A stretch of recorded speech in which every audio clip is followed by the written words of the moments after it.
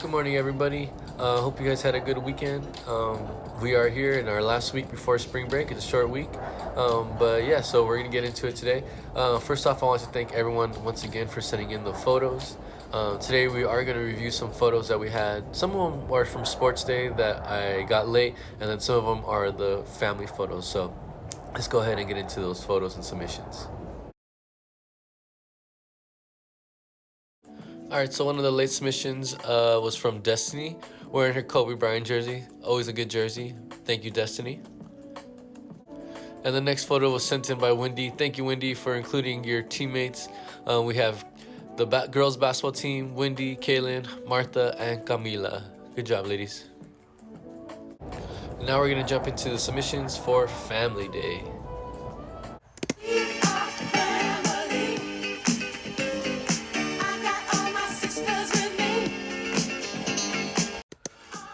First up, we have Destiny and her family, and it's Halloween with Destiny. Thank you, Destiny. Next, we have Juan and his sisters and mother. Next, we have Jesus and his brother Carlos and his mom. Funny story is I asked Jesus whose birthday it was, and he says he had no idea. They're just having cake. Next up, we have Andrea and her family. Thank you for making the collage, Andrea. Next, we have Emily and her family. When Emily was a baby, can you tell which one Emily is? And we also have this picture submitted by Emily, a more recent photo of her and her family at Disneyland. Thank you, Emily. By the way, that is one of my favorite rides right there, the Toy Story Mania ride. I love that ride. And last but not least, we have Carolyn. Thank you, Carolyn. It's crazy how in all your photos that you submitted this week, you've never showed your face. That's pretty funny. Thank you, Carolyn, for submitting this photo. Once again, thank you all for sending in those photos. I really appreciate all you guys sending in those photos all week long, so thank you for that. We'll get back into the stories and the news starting tomorrow. But today, let's go ahead and get into our lessons. Alrighty, good morning. So last time we talked about Greek philosophy, and we talked about how the philosophy was how it started to shape the westernized world or the modern world because we had these great thinkers. Remember, these people started to get more educated, they started to come up with these ideas, and they started to wonder maybe there's other reasons why these natural phenomenons are happening. That's where these philosophers or these thinkers came.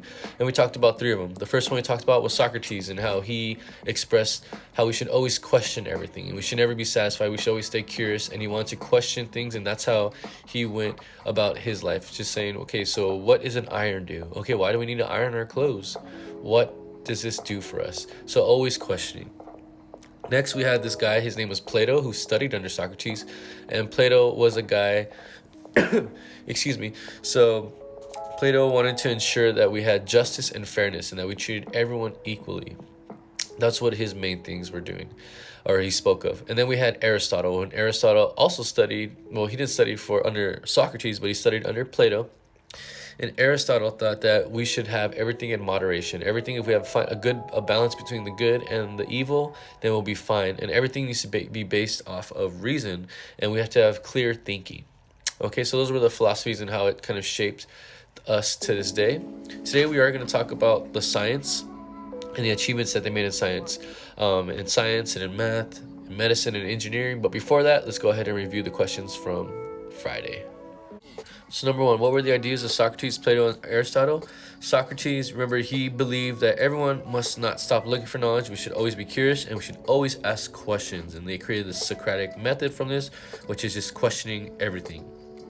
Plato, who was a student of Socrates, was a teacher, but he wanted to discuss the importance of being fair and how people should be treated with justice and fairness, and this will create an equal society.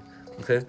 He also expressed that he thought that was the best if philosophers ran the cities, not the most wealthy.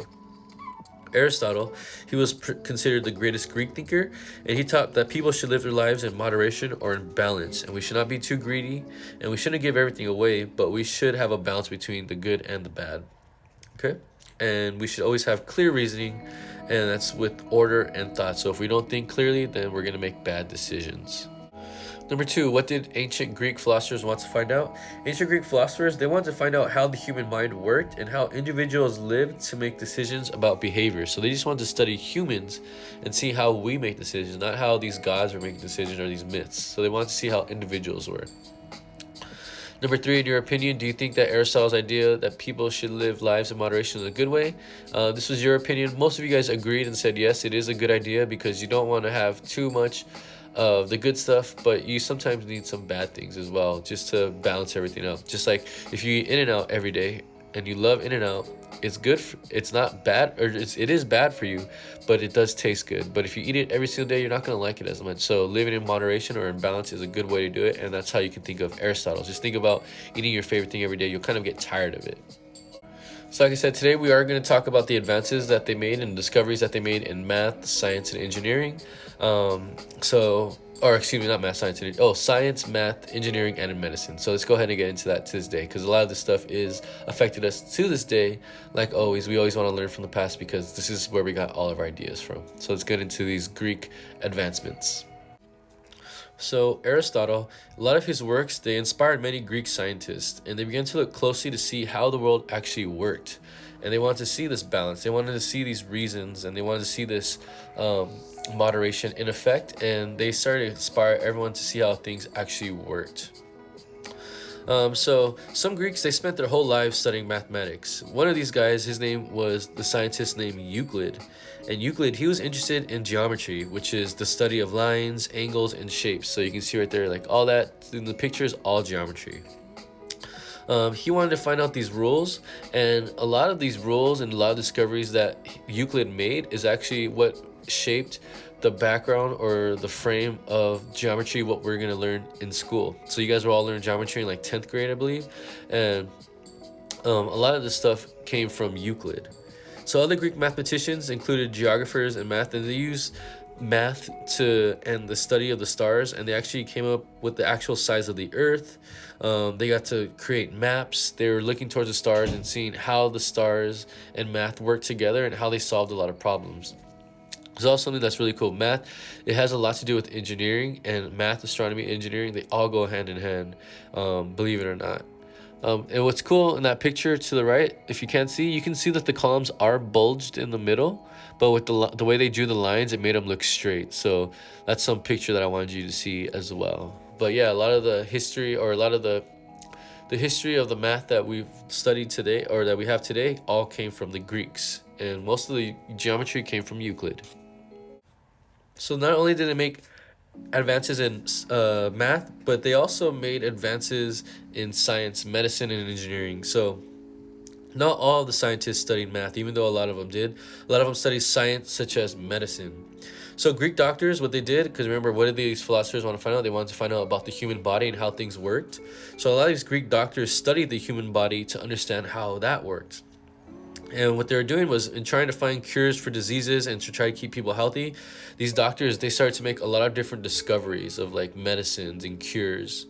One of the greatest Greek doctors, his name was Hippocrates, and he wanted to figure out what caused the diseases so he can better treat them, or he wanted to find a cure. So what is the cause of this? So we can find out what the cause is and we can figure this out.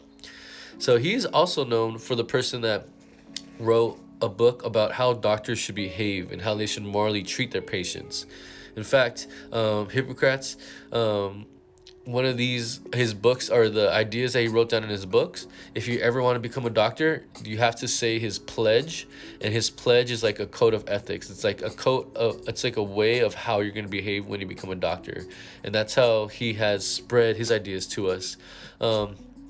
Not only did they do that, but he was also trying to study the diseases to try to find a cure. So he's known for creating the doctor's code, or the creed, and to study how to find and cure these diseases. So Greek engineers, they also made other discoveries. So they started to invent different things. Remember, when they start to understand how things work, they can understand, okay, so that's how a water pump works. That's how the irrigation system works. How about we do something else to figure out how other things work? And they started to create new inventions. They started to just add on to the inventions.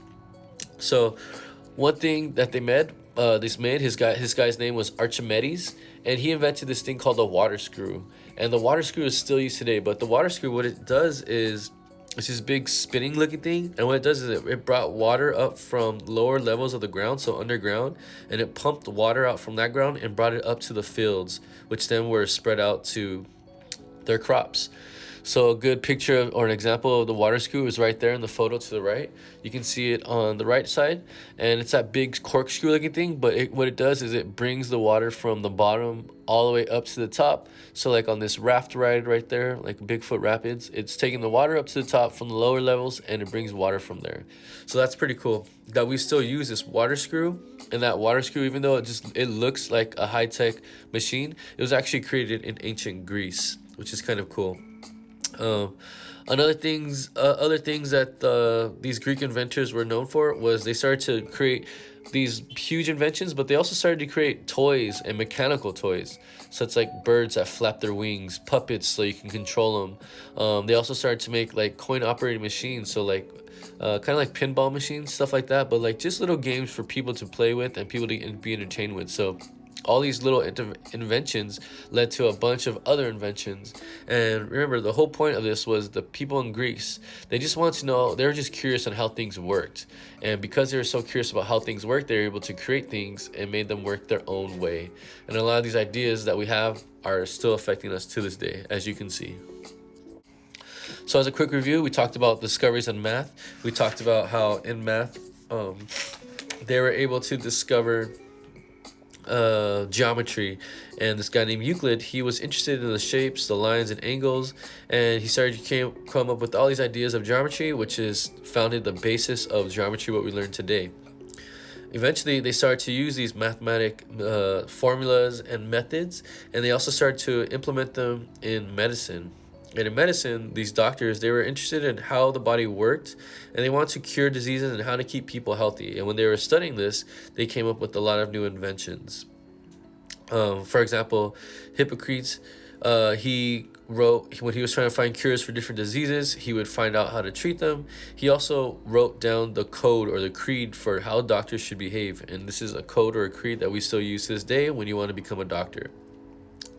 Another thing that they invented, or in the field of engineering, was the water screw, and this was something that they brought water from the ground all the way up, and you can see in that other photo how it's used to this day. We still use this water screw to bring waters from lower levels on up. It's almost like kind of like a pulley device, or like a big huge well, which kind of is cool. And they also started to take these inventions and create mechanical toys to entertain the kids, like such as mechanical birds, puppets, and coin operated machines. And this was all used as inventions, which are still used to this day. So for homework, I want you to answer these questions. Number 1, what advances did Greek scientists make in medicine? 2, what did Hippocrates contribute to medicine? There was 2 things that he did, so what are the 2 things? And number 3, how does the water screw work? If you are a little confused, you can always just look up a YouTube video on how the water screw works and then explain it from there. But I think it's pretty cool that you see how the water screw works. So that concludes our lesson today of learning the advancements in science. Tomorrow, before that, if you have any questions, be sure to message me. Tomorrow we are going to do the Greek art. So tomorrow you are going to be creating your Greek artwork. I think Yvette already did hers, but tomorrow you're doing your Greek artwork. And also I want you to start studying, because I am going to give you a test on Wednesday before spring break. And then when we come back from break, we'll be ready to go on to a new section. Okay, so if you have any questions, just let me know, and I'm happy to answer your questions. If not, I'll see you guys out later. Bye.